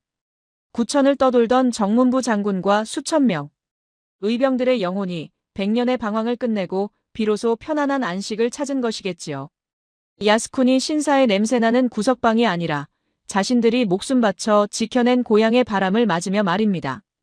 저는 긴 취재를 마치고 서울의 호텔방으로 돌아와 창밖의 야경을 바라보며 마지막 기록을 정리했습니다. 가만히 눈을 감으니 1592년 함경도 설원을 달리며 붉은 깃발을 휘날리던 의병들의 함성 소리, 2005년 야스쿠니 신사에서 비석의 머릿돌을 들어올릴 때 났던 그 처절한 쇠사슬 소리, 그리고 2006년 휴전선 앞에서 남과 북이 말없이 손을 맞잡던 그 뜨거운 침묵이 파노라마처럼 스쳐 지나갔습니다. 여러분, 이 긴 이야기는 단순히 돌덩이 하나를 일본에서 가져와 북한으로 옮긴 수송작전이 아닙니다.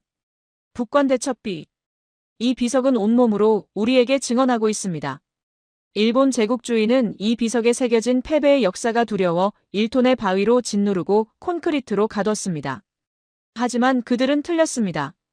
진실은 억압할수록 더 강해지고 민족의 혼은 짓누를수록 용수철처럼 더 높이 솟아오른다는 것을 그들은 몰랐습니다. 가토기요 마사는 총칼로 조선을 정복하려 했지만 실패했고 그의 후손들은 비석을 훔쳐 역사를 지우려 했지만 그 또한 실패했습니다. 오히려 그들의 탄압은 100년 뒤 갈라져 있던 남과 북을 하나로 묶어주는 가장 강력한 접착제가 되었습니다. 역사의 아이러니가 아닐 수 없습니다. 지금도 우리는 많은 어려움 속에 있습니다. 주변 강대국들의 냉혹한 이해관계, 여전히 풀리지 않은 분단의 숙제, 그리고 끊임없이 되풀이되는 역사 왜곡 앞에서 때로는 분노하고 때로는 우리의 현실에 좌절하기도 합니다. 하지만 절대로 잊지 마십시오. 우리는 맨손으로 낫과 죽창만 들고 당대 최강의 군대를 무너뜨린 위대한 의병들의 후예입니다. 우리는 100년 동안 적국의 심장부에 포로로 잡혀 있으면서도 머리 위 바위의 무게를 견뎌내고 끝내 살아서 돌아온 저 비석의 끈질긴 주인들입니다. 우리가 서로를 믿고 하나로 뭉치기만 한다면 세상 그 어떤 바위도, 그 어떤 콘크리트 장벽도, 심지어 그 어떤 강대국의 압박도 우리의 앞길을 막을 수 없습니다. 야스쿠니 신사 한 구석 어둠 속에 웅크리고 있던 그 검은 돌이 결국엔 승리하여 당당하게 고향으로 돌아갔듯이 여러분의 삶과 우리 민족의 미래도 시련을 딛고 결국은 승리할 것입니다. 북권대첩비가 전하는 100년의 기적. 그것은 박물관에 갇힌 과거의 기록이 아닙니다. 지금 이 순간 거친 세상을 살아가고 있는 당신의 혈관 속에 뜨겁게 흐르고 있는 절대 꺾이지 않는 승리의 DNA입니다. 여러분, 오늘 들려드린 북권대첩비의 기나긴 여정 어떠셨습니까? 차가운 이국 땅에서 100년 그리고 머리 위에 1톤의 바위를 이고 견뎌낸 그 인고의 세월을 생각하면 지금도 가슴 한편이 아릿해옵니다. 하지만 결국 역사는 제자리를 찾았습니다. 그 어떤 시련도 그 어떤 방해도 우리 민족의 끈질긴 생명력을 꺾을 수는 없었습니다. 저 비석이 증명하듯 우리는 위기에 강하고 뭉치면 기적을 만들어내는 사람들입니다. 세상 어딘가에 묻혀있는 진실 그리고 우리가 절대로 잊지 말아야 할 가슴 뜨거운 이야기들을 밤새워 찾아내어 전해드리는 곳. 여기는 감동영화입니다. 오늘 이야기가 여러분의 마음에 작은 불씨를 지폈다면 그리고 한국인으로서 뜨거운 자부심을 느끼셨다면 구독과 좋아요 버튼을 꼭 눌러주십시오. 그리고 댓글로 여러분이 느끼신 그 벅찬 감정을 남겨주세요. 여러분이 남겨주시는 따뜻한 댓글 한 줄과 응원이 제가 더 좋은 이야기를 찾아낼 수 있는 가장 큰 원동력이 됩니다. 저는 다음 시간에도 어둠 속에 숨겨져 있던 보석 같은 여러분의 가슴을 다시 한번 뜨겁게 만들 놀라운 사연을 가지고 돌아오겠습니다. 긴 시간 함께 해주셔서 감사합니다. 오늘 밤도 역사 앞에 당당하고 가슴 벅찬 밤 보내십시오. 지금까지 감동야화였습니다. 미친 짓입니다. 이건 인류 역사상 있을 수 없는 일이라고요. 감히 왕이 스스로 지옥을 선택했다니. 지금 보시는 화면은 영화가 아닙니다.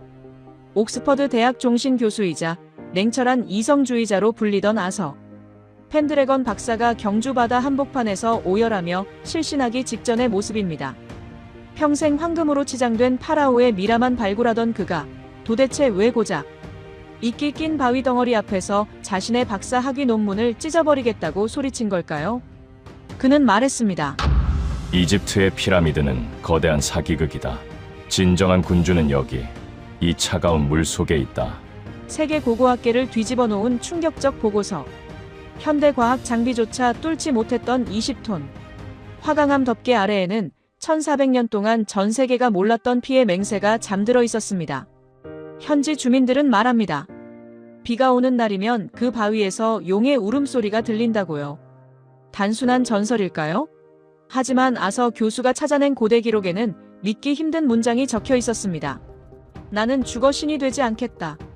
나는 기꺼이 짐승이 되어. 이 뒤에 이어지는 문장을 본 순간 현장에 있던 모든 스태프는 얼어붙을 수밖에 없었습니다. 죽음조차 거부하고 대한민국을 지키기 위해 스스로 괴물이 되기를 자처한 한 남자의 위대한 비밀. 당신이 알고 있던 역사는 오늘부로 완전히 다시 쓰여집니다. 이 전율 돋는 진실을 놓치지 않으시려면 지금 바로 보고 계신 채널인 감동야화 구독과 좋아요를 눌러주세요. 이야기는 1분 뒤 여러분의 가슴을 찢어놓을 겁니다. 그날 제가 한국행 비행기 티켓을 끄는 건 제 인생 최대의 실수이자 최고의 축복이었습니다. 안녕하십니까? 본격적인 이야기를 시작하기에 앞서 제 부끄러운 과거를 먼저 고백해야 할 것 같습니다. 저는 영국 런던의 유서 깊은 학자 집안에서 태어나 옥스퍼드 대학에서 고고학과 고대사를 전공하고 현재는 종신교수로 재직 중인 아서 펜드래건입니다. 학계에서 저는 물질주의 사학자의 거두이자 철저한 권력 숭배자로 불립니다. 제 역사관은 아주 단순하고 명쾌했습니다. 문명의 위대함은 곧 건축물의 크기와 비례하며 권력의 정당성은 그것을 증명할 황금의 무게로 결정된다. 이것이 지난 40년간 저를 지배해온 절대적인 진리였습니다. 저는 20대의 뜨거운 여름을 이집트 룩소르의 왕들의 계곡에서 보냈습니다. 자결하는 태양 아래 투탕카멘의 황금 가면이 내뿜는 그 서늘하고도 기괴한 광채를 보셨습니까? 혹은 람세스 2세의 거상 발치에 서서 인간이 개미처럼 작게 느껴지는 그 압도적인 위압감을 경험해 보셨습니까? 저는 그곳에서 인간이 가질 수 있는 권력의 정점을 보았습니다. 40대에는 중앙아시아로 눈을 돌려 티무르 제국의 수도 사마르칸트를 탐사했습니다. 절름발이 정복자 티무르가 정복지의 장인들을 강제로 끌어모아 세운 비비아눔, 모스크의 웅장한 돔을 보며 저는 확신했습니다. 위대한 리더란 결국 자신의 이름을 영원히 남기기 위해 대지 위에 거대한 흉터를 남기는 존재라고 말입니다. 로마의 콜로세움이 그랬고 중국의 만리장성이 그랬으며 인도의 타지마할이 그랬습니다. 저에게 있어 역사란 승리자가 패배자들의 피와 땀으로 쌓아 올린 화려한 돌탑이나 다름없었습니다. 눈에 보이지 않는 정신이나 애민 따위는 패배자들의 변명일 뿐이라 치부했지요. 그렇기에 솔직히 말씀드리자면 대한민국이라는 나라는 제 학문적 관심사의 리스트에 단 한 번도 중요하게 오른 적이 없는 철저한 변방이었습니다. 제가 아는 한국은 그저 한국전쟁의 참혹한 폐허를 딛고 기적처럼 빠르게 경제성장을 이룩한 신흥산업국가일 뿐 고대사의 깊이나 철학적 웅장함을 기대할 만한 곳은 결코 아니었습니다. 중국의 자금성처럼 대륙을 호령하는 압도적인 스케일도 아니고 일본의 교토처럼 정교하고 인위적인 미학이 돋보이는 것도 아닌 그저 강대국 틈바구니에서 생존하기 급급했던 소박한 나라. 그것이 제가 가진 한국에 대한 오만과 편견의 전부였습니다. 이번 아시아 고분과 리더십 학회의 기조 연설자로 초청받았을 때 제가 수락한 이유는 단 하나였습니다. 제 신간 권력의 불멸성 돌에 새긴 야망의 아시아판 출판 계약을 위한 비즈니스 트립, 딱 그 정도의 가벼운 의미였지요. 런던 히드로 공항의 낡은 카펫 냄새와 무뚝뚝한 직원들의 고함을 뒤로하고 장장 12시간을 날아 인천국제공항에 착륙했을 때 저는 제 인생 첫 번째 문화적 충격과 마주했습니다. 비행기의 문이 열리고 브리지로 발을 내딛는 순간부터 공기의 질감이 달랐습니다. 제가 상상했던 동양의 공항은 과거 80년대 홍콩 영화에서 보았던 낡고 습하고 고함 소리가 오가는 무질서한 풍경이었습니다. 하지만 입국장으로 들어선 순간 저는 제가 실수로 미래 도시를 배경으로 한 SF 영화 세트장에 들어온 줄 착각했습니다. 바닥은 먼지 한 톨 없이 거울처럼 빛나 제 얼굴을 비추고 있었고 층고는 성당처럼 웅장하게 높았으며 지나가는 청소 로봇은 소름 끼칠 정도로 조용히 바닥을 닦고 있었습니다. 무엇보다 저를 경악하게 만든 것은 속도와 시스템이었습니다. 영국의 히드로 공항이나 미국의 JFK 공항을 이용해 보신 분들은 아실 겁니다. 입국 심사를 받기 위해 꼬불꼬불한 줄을 서서 1시간, 2시간씩 기다리는 지옥 같은 시간을요. 마치 잠재적 범죄자 취급을 하며 쏘아보는 심사관들의 눈치를 보며 죄인처럼 서 있어야 하는 그 불쾌함을 말입니다. 하지만 인천공항은 달랐습니다. 자동화된 게이트, 친절하게 미소 짓는 안내원들, 그리고 무엇보다 사람을 대하는 태도가 충격적이었습니다. 제 여권을 받아든 직원은 기계적인 사무 처리가 아닌 눈을 맞추며 부드러운 목소리로 말했습니다. 한국에 오신 것을 환영합니다. 펜드래건 교수님. 편안한 여행 되시길 바랍니다. 그 모든 과정이 15분도 채 걸리지 않았습니다. 수화물을 찾는 곳에 도착했을 때 제 캐리어는 이미 컨베이어 벨트 위를 돌며 저를 기다리고 있었습니다. 이 나라, 도대체 뭐지? 로마 제국의 전성기 행정력도 이토록 완벽하고 부드럽진 않았을 텐데. 저는 짐짓 태어난 척 선글라스를 고쳐 썼지만 등줄기로는 기묘한 전율이 흘렀습니다. 이것이 단순히 기술의 문제일까요? 아니면 이 사회를 지탱하는 보이지 않는 약속의 수준이 다른 것일까요? 게이트를 빠져나오자 제 이름이 적힌 피켓을 든 노신사가 보였습니다. 이번 일정을 안내해줄 경주대학교의 김 교수였습니다. 그는 낡은 트위드 재킷에 헐렁한 바지, 그리고 뿔테 안경 너머로 보이는 선한 눈매를 가진 사람이었습니다. 전형적인, 어쩌면 조금은 고리타분해 보이는 시골 학자의 모습이었죠. 먼 길 오시느라 고생 많으셨습니다, 박사님. 세계적인 석학을 직접 뵙게 되어 영광입니다. 그는 제 손을 두 손으로 감싸주며 정중하게 고개를 숙였습니다. 유창한 영국식 영어를 구사하는 그의 모습에서 저는 묘한 품위를 느꼈지만 한편으로는 제국주의적 시각에서 오는 우월감을 감출 수 없었습니다. 사람은 좋아 보이지만 과연 이 사람이 제왕학의 본질을, 피냄새, 나는 권력의 속성을 논할 수 있는 상대일까? 저는 그를 가볍게 평가절하하며 차에 올랐습니다. 우리는 곧바로 공항철도를 이용해 서울역으로 이동했고 그곳에서 경주행 KTX에 몸을 실었습니다. 저는 또 한 번 혀를 내둘렀습니다. 영국의 철도 시스템은 툭하면 파업에, 연착에, 덜컹거리는 승차감으로 악명 높습니다. 하지만 이 한국의 고속열차는 시속 300km로 질주하고 있음에도 불구하고 제 앞에 놓인 커피잔의 수면이 미동조차 하지 않았습니다. 창밖으로 스쳐 지나가는 한국의 풍경은 경이로웠습니다. 험준한 산맥을 뚫고 끝없이 이어지는 터널, 그 사이사이에 빽빽하게 들어선 아파트 단지와 논밭이 기하학적인 조화를 이루고 있었습니다. 김 교수님, 한국은 정말 놀라운 나라군요. 불과 반세기 전만 해도 전쟁의 폐허였다는 사실이 믿기지 않습니다. 이 좁은 땅덩어리에 이토록 밀도 높은 인프라를 구축하다니 효율성 하나만큼은 인정해야겠습니다. 제가 짐짓 칭찬인 듯 분석적인 멘트를 던지자 김 교수는 창밖을 응시하며 조용히 답했습니다. 네, 우리 국민들은 뼈를 깎는 노력으로 이 나라를 다시 세웠지요. 하지만 박사님, 그 저력의 뿌리는 단순히 현대의 기술이나 자본에만 있는 것이 아닙니다. 아주 오래전 이 땅의 리더들이 보여준 어떤 정신이 수천 년을 이어져 내려왔기 때문에 가능한 일입니다. 저는 속으로 피식 웃었습니다. 또 그놈의 정신론이군. 서양 학자들이 가장 경계하는 것이 바로 실체 없는 정신론, 국수주의적 감성파리입니다. 눈에 보이는 유물과 데이터로 증명되지 않는 역사는 소설에 불과하니까요. 저는 화제를 돌려 핵심을 찔렀습니다. 김 교수님, 이번에 제가 보게 될 신라의 무덤들 말입니다. 사진으로 보니 거대한 둔떡 같더군요. 물론 규모는 큽니다만 솔직히 말해 이집트의 피라미드처럼 정교한 수학적 설계와 석조 기술이 들어간 것도 아니고 진시황릉처럼 지하 궁전을 갖춘 것도 아닌 것 같던데. 학문적으로 어떤 유의미한 가치가 있습니까? 제 질문에는 은근한 무시가 깔려 있었습니다. 흙을 쌓아 올린 무덤은 고대 사회에서 가장 원초적인 형태이며 기술력이 부족한 부족 국가들의 특징이니까요. 김 교수는 제 의도를 간파했다는 듯 엷은 미소를 지으며 대답했습니다. 그의 미소는 비웃음이 아닌 무지한 아이를 바라보는 어른의 그것과 닮아 있어 저를 더욱 자극했습니다. 박사님 말씀대로 경주 시내에 있는 대릉원의 고분들은 흙으로 쌓은 거대한 산입니다.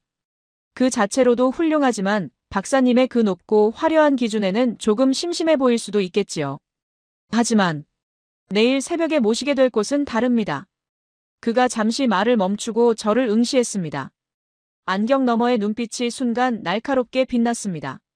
그곳은 박사님이 평생 정의해온 무덤이라는 개념을 송두리째 뒤흔들 것입니다. 아니, 어쩌면 박사님은 그곳을 보고 이것은 무덤이 아니다라고 부정하실 수도 있겠군요. 경주에 도착했을 때는 이미 늦은 밤이었습니다. 차창 밖으로 보이는 경주의 야경은 신비로웠습니다. 현대적인 건물들 사이사이로 거대한 고분들이 조명을 받아 웅장한 곡선을 뽐내고 있었고 스타벅스와 편의점 바로 옆에 1000년 전의 첨성대가 서 있었습니다. 삶과 죽음이, 과거와 현재가 이토록 자연